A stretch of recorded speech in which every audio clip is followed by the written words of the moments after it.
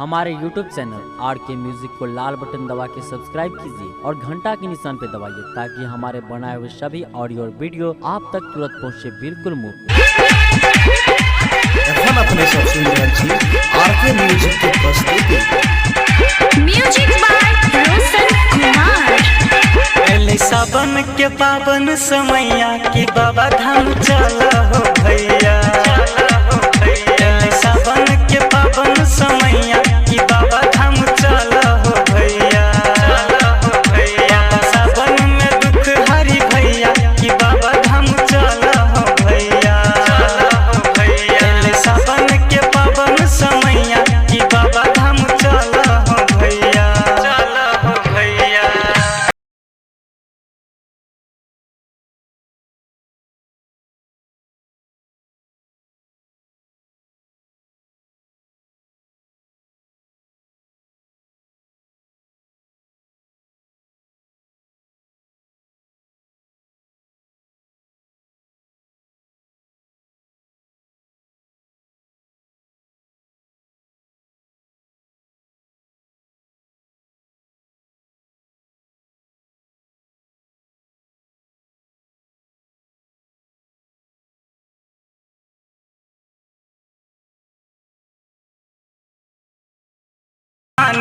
महिमा महान्यो महिमा।